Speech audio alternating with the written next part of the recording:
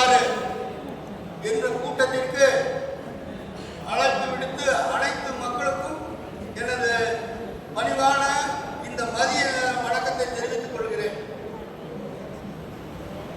இலக்கு 26 இந்த டிஸ்கஷன் இன்னையிலிருந்து இந்த மே மாதம் எலெக்ஷன் வரைக்கும் மாசத்துக்கு ஒன்று நடக்கணும்.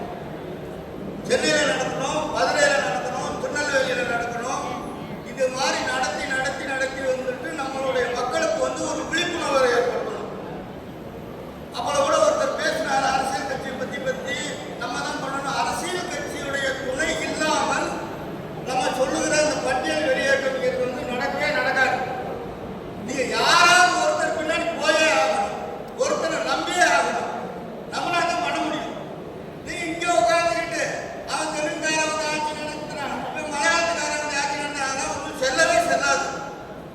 யாராவது பெரும்பான்மை எந்த சைடு இருக்குதோ அந்த சைடுல இருந்து வந்துட்டு நம்ம ஆதரவை சொல்லிட்டு நம்ம இப்போ எல்லா பேருக்கும் 100க்கு தமிழ்நாட்டு அளவில் வந்து பார்த்தீங்கன்னா 100க்கு 90% வந்து பட்டியல் வெளியேற்றத்தை வந்து மக்கள் வந்து விரும்புகிறாங்க.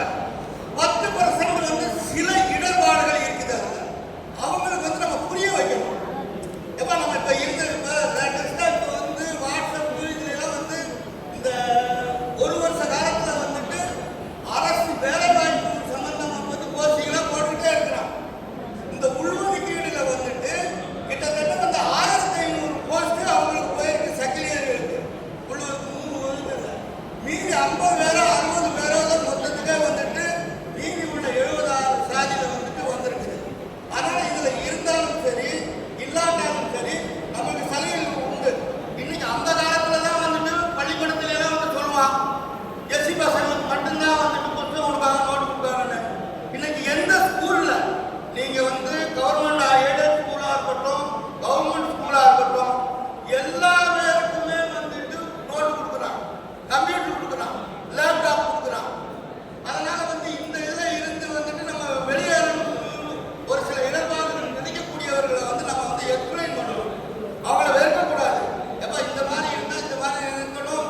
அதே மாதிரி நீங்க சொல்றது மாதிரி வந்து எந்த கட்சியுடைய மத்தியிலும் சரி மாநிலத்திலும் சரி ஒரு பெரும்பான்மையோட சக்திகள பலம் இல்லாமல் நம்மளுடைய இதை வென்றெடுக்க முடியாது. சபையில பேசும்போது ஒரு சில நண்பர்கள்லாம் பேசினாங்க. பொது தொகுதியில நிற்கும் போது நம்ம ஆளுகள் வந்துட்டு நிற்கும் போது அவருக்கு வந்து ஓட்டை போட்டு பெரும்பான்மையை காட்டுங்க. இந்த இடத்துல திருநெல்வேலி பொது தொகுதிங்க, திருநெல்வேலியில ஒரு பொது தொகுதியில நம்ம சம்பந்தமான ஆளை ஒருத்தர் நிறுத்திட்டு அந்த ஒரு 25,000 30,000 ஓட்டுனா 30,000 ஓட்டு சிந்தாமலும் சிதறாமலும் அந்த ஒரு ஆளுக்கு போயிடுச்சுன்னா நம்மளுடைய பலம் என்பது அரசியல் கட்சிகளுக்கும் தெரியும். இவங்க 3 நாள் வந்து முதலிட்டு நான் வந்துட்டு நீங்க போடுனா நீங்க வந்துட்டு எடுத்துட்டு நான் அந்த கட்சியில எங்க பரம்பரையில இருந்து இருக்கிறோம். எங்க தாத்தா காலத்துல இருந்து நாங்க காங்கிரஸ்ல இருக்கிறோம். எங்க தாத்தா காலத்துல இருந்து டிஎம்கேல இருக்கிறோம். எங்க அப்பா வந்து டிஎம்கேல இருந்து கலைஞரை பார்த்து பேசுவாங்க. நாங்க மாற மாட்டோம். எம்ஜிஆருடைய கட்சி இரண்டரை எம்ஜிஆர் தான் எங்களுக்கு உயிர். அந்த பிரசன்ட் சிச்சுவேஷன் என்ன, இன்னைக்கு என்ன நடந்திருக்கு, நம்மளுக்கு என்ன தேவைகள், அந்த மாதிரி நீங்க பகிர்ந்தெடுத்து வரும் மே மாசம் எலெக்ஷன்ல நீங்க ஓட்டு போட்டு ஜெயிக்கணும். நான் என்னுடைய சிம்பிளா சொல்லிக்கிறேன். இந்த கட்டடத்தில் தாமஸ் தேவேந்திர வேளாளர் சங்கத்தில் வந்து நான் பொறுப்பேற்பாளராக இருக்கிறேன். எங்களுடைய காலத்துல தான் இந்த கட்டடம் வந்து கட்டி இன்னைக்கு வந்து இந்த மீட்டிங் நடந்துட்டு இருக்குது. நாங்க வந்து ஒரு களத்தை ஏற்படுத்தி கொடுத்துட்டோம். ஒரு போர் நடத்தக்கூடிய களம் இது. தமிழகத்துல இருந்து எங்கெங்கெல்லாம் வந்து நீங்க வந்து இங்க மீட்டிங் போடுங்க, தொயர்ந்து போடுங்க. தொயர்ந்து உங்களுக்கு உண்டான எல்லா அரேஞ்ச்மெண்ட்ஸும் நாங்க பண்ணித்தரோம்.